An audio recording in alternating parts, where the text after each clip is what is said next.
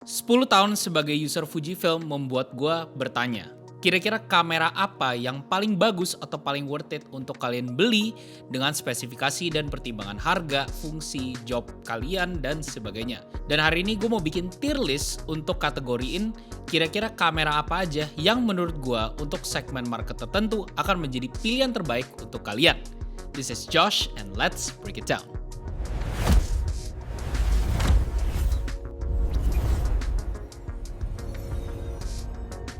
Oke, jadi yang belum kenal gue, hai gue Josh, gue adalah professional videographer dan fotografer yang sudah kurang lebih pengalaman 6 tahun kerja di industri ini, hobi udah kurang lebih 15 tahun, dan gue sebenarnya bikin konten juga di TikTok dan Instagram, tapi di sini gue itu khususnya di YouTube channel gue pengen lebih santai, lebih unscripted, lebih sesuai kemauan gue, kepribadian gue dan sebagainya. Karena gue mau share lebih terhadap kayak hal-hal yang gue biasanya butuh waktu yang jauh lebih panjang untuk deskripsiin opini, pendapat, insight dan sebagainya. Oke, jadi di sini gue udah kategoriin bikin tier list. Total ada kurang lebih 13 produk yang ada di website Fujifilm resmi yang masih di showcase di websitenya, dan gue hanya akan nge-review dan menilai itu aja. Karena kalau misalnya kita ngomongin model-model lama kayak XM1, XT20, XT100 dan sebagainya itu akan way too long videonya. Dan sekarang gue mau kasih tahu ke kalian kalau ini ada S, A, B, C, dan D. Jadi kalau S itu gue bisa bilang untuk segmennya dia adalah kelas terbaik dibanding kompetitor-kompetitor lainnya, dan juga dibanding kamera Fujifilm lainnya juga yang memiliki kategori yang sama. S tier itu juga gue rekomen banget untuk kalian beli. Kayak untuk fungsinya, kalau kalian butuh fungsi itu, gue rekomen. A itu I would say a good effort, kayak a pretty good effort, solid effort. Menurut gue kayak nggak banyak gimmick, dia memang menciptakan sesuatu yang mungkin nggak seinovatif itu, tapi tetap memiliki value di produknya. B itu I would say more like variasi. Kayak buat gue itu lebih kayak, ya it's a product yang menarik, tapi apakah gue rekomen? Maybe ya semi-semi lah. Kalau misalnya ada gimmick atau kayak small feature tertentu yang bisa jadi value buat kalian. C itu menurut gue just a basic release. Buat gue kayak itu adalah kamera yang ya udah nggak usah dipikirin, kayak ya udah itu dia ada dan ada gitu. Dan yang terakhir adalah tier D yang menurut gue nggak rekomen buat kalian beli gitu. Tier D for me is skip. Oke, kita start dari yang pertama. Yang pertama kita ada XT30 Mark II. XT30 Mark II itu kalau nggak salah itu kalau gue cek di sini harganya tuh sekarang sekitar 13 sampai 15 juta ya, kurang lebih. Dan itu juga kamera kedua gue dari Fuji adalah XT30 Mark I, dan gue suka banget sama kamera itu karena pada zaman itu compact size-nya itu memang belum banyak di seri Fujifilm lainnya, dan yang paling performance-nya oke dengan ukuran compact segitu tuh XT30. Dan untuk yang Mark II, I would say untuk yang Mark II gue bisa bilang ini a very good product pada zaman itu, tapi untuk sekarang menurut gue memang ada banyak opsi lainnya yang jauh lebih menarik. Tapi for the price point, I would say dibanding the next kamera yang nanti gue akan review, gue bisa bilang ini adalah solid B tier buat gue. Untuk sekarang ya, untuk sekarang. Karena menurut gue dengan 13,5 you can get a much better camera sebenarnya. Yaitu kita langsung aja ke nextnya ya. Yaitu sebenarnya gue rekomen XM5. XM5 itu menurut gue kamera yang jauh lebih worth it daripada XT30 Mark II dengan harga yang cukup mirip, yaitu retailnya sekarang ada di 13,5. Meskipun kalian nggak dapat EVF, memang buat gue kayak EVF itu plus minus ya, bukan plus minus, nice to have. EVF itu nice to have banget. Apakah itu essential? Ya itu preferensi. Tapi personally buat gue nggak gitu perlu. Tapi kalau ada, nice to have. Dan capabilitiesnya kita dapat jauh lebih bagus autofocusnya. Meskipun sama-sama nggak ada IBIS ya. Jadi XT32 sama XM5 both do not have IBIS. Tapi si XM5 itu punya digital image stabilizer yang menurut gue sangat canggih. Karena dari pengalaman gue pakai, memang dia memiliki stabilization yang actually pretty amazing, meskipun crop factornya cukup gede di 1,4 kalau nggak salah, atau 1,38 sekitar segitu. Dan selain itu kalian juga dapat XT30 itu mentok di 4K 30 fps, XT30 Mark II. Tapi yang XM5 itu kalian udah bisa 6K 30, 4K 50, 4K 60, semuanya 10 bit bahkan. Jadi menurut gue di price point segini memang I would say ya, kalau kalian content creator lebih fokus ke video ya, tapi foto menurut gue tetap menarik. Gue juga lupa bilang kalau XT32 itu dia ada mechanical shutter, tapi si XM5 tuh nggak ada. Jadi itu pertimbangan buat kalian yang mungkin peduli sama mechanical shutter ya. Tapi overall I would say XM5 itu adalah an S tier product. Kenapa? Karena menurut gue harga yang lu keluarin itu bener-bener value for money-nya dapet banget menurut gue. Kayak it's a no brainer lah gitu ya istilahnya ya. Next, kita lompat ke generasi XT, cukup tua menurut gue, yaitu XT4. XT4 itu menurut gue very solid next gen dari XT3. Gue actually lebih suka XT4 daripada generasi terbarunya XT5, karena memang gue sebagai orang yang lebih video centric, the 26 megapixel sensor tuh lebih menarik buat gue. Meskipun dia nggak 422 10 bit, dia 420 10 bit, gue tetap ngerasa dengan use case yang kalian untuk most people, untuk banyak general use, dia oke gitu, dia bagus. Dan overall ya dial sistemnya memang sangat seri T banget. Kalau kalian suka seri T, ya ini akan exactly what you need gitu ya. Dan dia juga layarnya masih yang keluar begini, yang flip-flip begini, bukan yang keluar gini aja karena buat video ya. I mean XT5 sangat photocentric, XT4 itu menurut gue lebih ke video hybrid lah ya. Dan gue bisa bilang it's a very good product, tapi right now gue nggak bisa recommend. Kayak there are much better options. I would say it's a good product, tapi gue nggak bisa recommend ini 100% the best option buat lo gitu. Jadi I would put it at A tier. Next kita ada X106. Ya, X106 itu a very complicated camera buat gue. Gue sempat pakai sebulan, dan menurut gue kalau misalkan kamera ini tidak di hype kayak orang gila, sebenarnya menurut gue ini kamera yang sangat menarik. Karena menurut gue it's very interesting dengan compact camera, lensanya nggak bisa diganti, tapi kalian bisa dapat kayak internal ND lah, IBIS, foto 40 megapiksel, video yang cukup bagus, 6K, 4K 60. I find the values interesting gitu buat gue.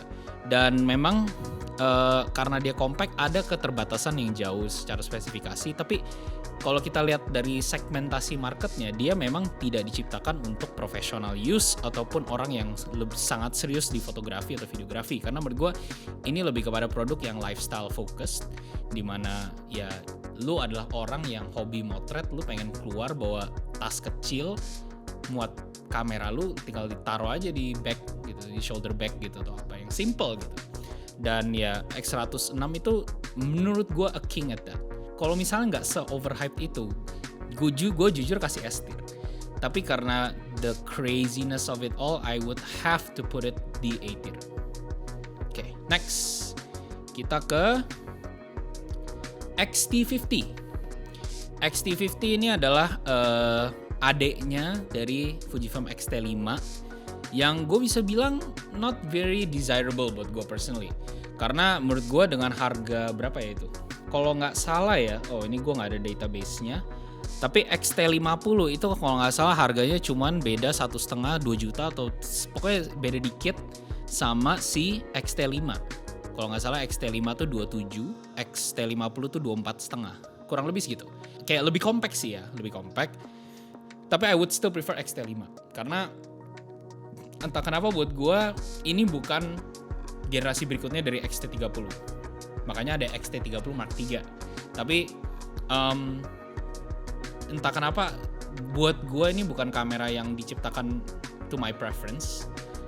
Film simulation dial pertama kali ada di kamera ini kalau nggak salah. Dan kalau kalian suka that's nice, tapi buat gue itu biasa aja. Gue netral sama film simulation dial. Tapi overall it's a solid product. Tapi gue nggak bisa rekomend untuk orang beli karena gue jauh lebih prefer si X-T5. Karena for the difference in price, lu dapat jauh lebih banyak kayak durability, stamina di performance dari kameranya, dan mungkin ukuran buat gue nggak gitu faktor gede ya. Karena memang entah kenapa ya, kalau lu mau compact ada X-T30 Mark III, ada XM5 dan sebagainya. So I would put this at a B tier. Next kita ada salah satu desain atau form factor Fuji yang gue sangat appreciate dan admire, yaitu seri X Pro, dan kita ada Fujifilm X Pro 3. Setahu gue memang udah nggak ada di retail, tapi kurang lebih itu secondary marketnya tuh kalau nggak salah kayak sekitar belasan, hampir 20 juta. Barunya tuh kalau nggak salah dulu 28, kalau nggak salah 27,99. Dan dia ada interesting, kayak kalau lu perhatiin itu dia interestingnya tuh layarnya tuh kalau ditutup itu ada layar kecilnya yang akan showcase film simulation yang lu pakai ketika lu motret. Dan menurut gue dia juga ada optical viewfinder, bukan electronic, which is very interesting. And gue suka banget, gue persis suka banget sama produk ini. Menurut gue memang ada alasan kenapa dia belum renew ke X Pro 4, karena memang menurut gue belum ada advancement di teknologi Fujifilm yang signifikan untuk membuat si X Pro 4 ini menarik ke depannya gitu. Kecuali sensor 40 megapiksel, maybe kalau misalnya mereka bisa bikin stack sensor 40 megapiksel, X Pro 4 would be king gitu ya. Overall, gue tetap ngerasa 26,2 megapiksel is very enough untuk hampir semua kebutuhan fotografi, dan gue bisa rekomend ini sebagai a product. Next, kita ke kamera yang gue pakai sekarang, Fujifilm X-H2S. Fujifilm X-H2S itu adalah, gue bisa bilang, the camera that elevated Fujifilm in a professional level. Karena memang entah kenapa pada saat itu ketika dengar stack sensor tuh kayak wow, ini baru banget nih di Fujifilm gitu ya, stack sensor. Dan speed powernya bisa ProRes, 10-bit 6K, 4K 120 fps, itu semua fitur-fitur yang gue personally sebagai profesional itu sangat butuh gitu. Dan very nice to have, appreciated banget kayak ProRes dan sebagainya. Ini adalah kamera yang gue udah pakai kurang lebih 4 tahun ya, 3-4 tahun, dan gue nggak pernah kecewa sama hasilnya. It's amazing. Memang dia seri kamera X seriesnya Fujifilm paling mahal di 40 juta. Kalau nggak salah sekarang udah turun ke 37 ya. Tapi overall gue bisa bilang ini adalah kamera yang tetap gue paling rekomend kalau kalian profesional di industri kreatif dan mau pakai Fujifilm untuk foto dan video. Apalagi kalau kalian video, nggak bisa dipungkiri X-H2S itu memang the king. Maka dari itu gue taruh di S tier. Memang you pay for a lot, tapi the value you get from the camera itu amazing banget. IBIS, everything, banyak lah spek-speknya itu. Dan menurut gue memang no-brainer lah. Kayak kalau misalnya kalian mau invest in a camera yang proper, kalau kalian udah pakai buat kerja nih, it's your weapon of choice, no-brainer banget untuk invest di yang paling proper, yaitu X-H2S. Meskipun dia ya untuk casual use, you wouldn't really appreciate fitur-fitur itu. Ya, jadi for the professional, X-H2S itu menurut gue top tier. Next kita ke saudaranya, yaitu gue juga sempat punya, tapi akhirnya gue dengan kebutuhan lain gue harus jual, yaitu Fujifilm X-H2. X-H2 ini karena gue mungkin bukan a very photo kind of person ya, gue leave much to be desired untuk di aspek videonya, karena memang dua-duanya kan sebenarnya ada fitur video. Khususnya di X-H2 itu kelebihannya dia ada 8K, dimana kalau di X-H2S dia 6K only, 6.2K open gate. 40 megapiksel, dia BSI only, tidak stack sensor, dengan harga 30-32 juta kalau nggak salah. Kalau misalnya kalian purely a professional yang fokus di fotografi, X-H2 is your best option. Karena kalau kalian memang nggak butuh video, gue rasa tidak ada benefitnya kalian ambil X-H2S, kecuali kalian adalah fotografer sport, action, atau apapun yang butuh autofocus dan speed shutter yang secepat itu gitu ya. Meskipun X-H2 itu kalau nggak salah ada shutter speed apa ya, 128.000 ya atau apa gitu, yang lebay banget, keren tapi ya di elektronik ya, not mechanical. Ya untuk professionals kembali lagi, X-H2 menurut gue a good product, amazing product, tapi for most people, for most professionals, I think 26 megapiksel is more than enough. Jadi gue akan taruh X-H2 di A tier, tapi paling depan. Yes. Next kita ada XT30 Mark III. XT30 Mark III itu the biggest difference dari XT30 Mark III dibanding generasi sebelumnya adalah dia udah pakai X prosesor 5 which enables it untuk autofocus yang jauh lebih bagus, dan dia juga dilengkapi dengan fixed K 4K 60 kalau tidak salah ya.